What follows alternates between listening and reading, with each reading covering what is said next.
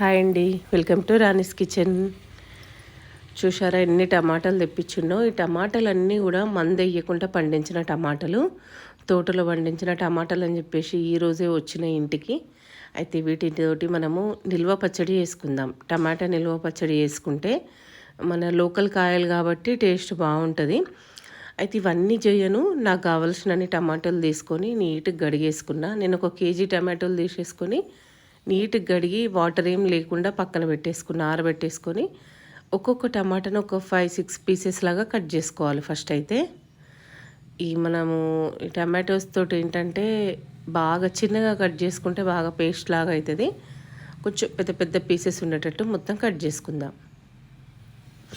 ఓకేనా, ఇవన్నీ కట్ చేసుకున్నాం కదా. ఇప్పుడు వీటిని మనం ఒక ముక్కుల్లో వేసి ఉడకబెట్టుకుందాము. ఫస్ట్ అయితే కొంచెం ఆయిల్ వేసేసి ఈ టమాటోస్ అన్నీ వేసుకుందాం.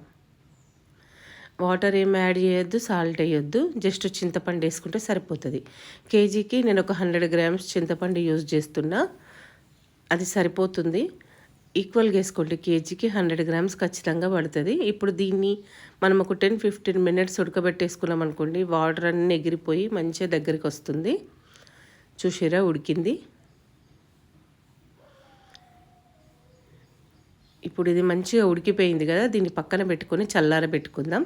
చల్లారేలోపు మనం పొడులన్నీ చేసుకుందాం. పచ్చడి కావాల్సిన పొడులు: ఆవాలకు 2 టీ స్పూన్లు, మెంతులు ఒక 1 స్పూన్ సరిపోతుంది.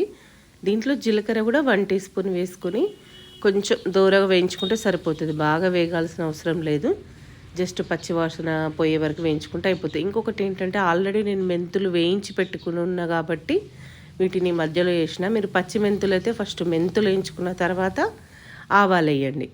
ఓకేనా, ఇవి వేగిపోయినాయి కదా, వీటిని పౌడర్ చేసి పక్కన పెట్టుకుందాం. చూసారా పౌడర్ అయిపోయింది. బాగా మెత్తగా ఉండాల్సిన అవసరం కూడా లేదు. ఇప్పుడు దీన్ని పక్కన పెట్టుకొని టమాటోను కూడా మనం పేస్ట్ చేసుకుందాం. టమాటో మిక్సీ పట్టేటప్పుడే మనం ఎల్లిపాయలు వేసుకోవాలి.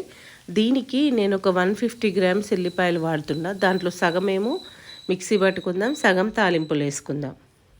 అంటే 1/2 కిలో కంటే కొంచెం తక్కువ వేసుకోండి, సరిపోతుంది. ఒక 6 గడ్డలు 7 గడ్డలు అయితే మనకి ఎల్లిపాయలు సరిపోతాయి. ఓకేనా, ఇప్పుడు మెత్తగా మిక్సీ పట్టుకున్న తర్వాత దాంట్లో నేను ఒక 1/2 కప్పు సాల్ట్ వేస్తున్నా, 1 కప్పు కారం వేసుకుంటున్నా. కారం ఉన్న ఉప్పు మీ ఇష్టం అండి, మీకు కొంచెం ఎక్కువ తినాలనుకుంటే ఎక్కువ వేసుకోండి. మనం ఇప్పుడు మిక్సీ పట్టి పెట్టుకున్న పౌడర్ ఉంది కదా, అది మొత్తం వేసుకొని కొంచెం పసుపు వేసుకొని మంచిగా కలిపేసుకోవాలి.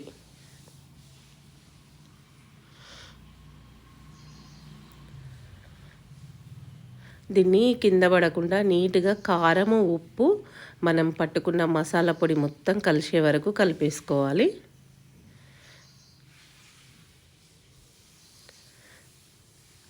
ఇలా పచ్చడి వేసి పెట్టుకున్నాం అనుకోండి, మనకు 6 మంత్స్ వరకు కూడా నిలువ ఉంటుంది, మంచి టేస్ట్ కూడా ఉంటుంది. ఓకేనా, చూసారా మంచిగా కలిసిపోయింది కదా. ఇప్పుడు మనం దీన్ని మంచిగా కలిపేసుకొని పక్కకు పెట్టుకొని తాలింపు కోసం ప్రిపరేషన్ చేసుకుందాం. తాలింపు కోసం ఫస్ట్ మనమైతే ఆయిల్ వేసుకుంటున్నాను. నేను 150 గ్రామ్స్ ఆయిల్ పట్టింది.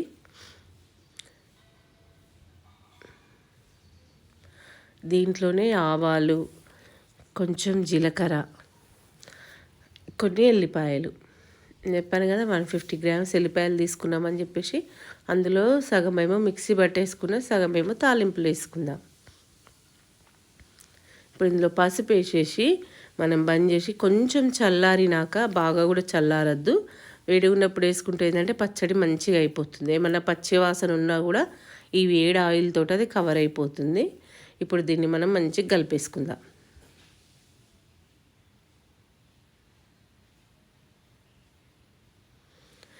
మనము ఇంట్లో టమాటాలు చెట్లు పెంచుకున్నా సరే, లేదంటే తోటలో ఇట్లా మందు లేకుండా పండించుకున్న టమాటాలతోటి ఇట్లాంటి పచ్చళ్ళు పెట్టుకున్నాం అనుకోరి టేస్ట్ బాగుంటుంది. మన హైబ్రిడ్ టమాటో కంటే లోకల్ టమాటాలతోటి టేస్ట్ బాగుంటుంది.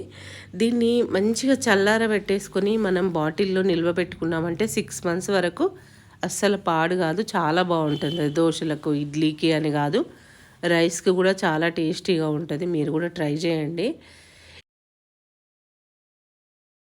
అలాగే మీకు నచ్చితే నా వీడియోకి ఒక లైక్ చేయండి, షేర్ చేయండి, కామెంట్ చేయడం మాత్రం మర్చిపోవద్దు. నా ఛానల్ని సబ్స్క్రైబ్ చేసుకోండి.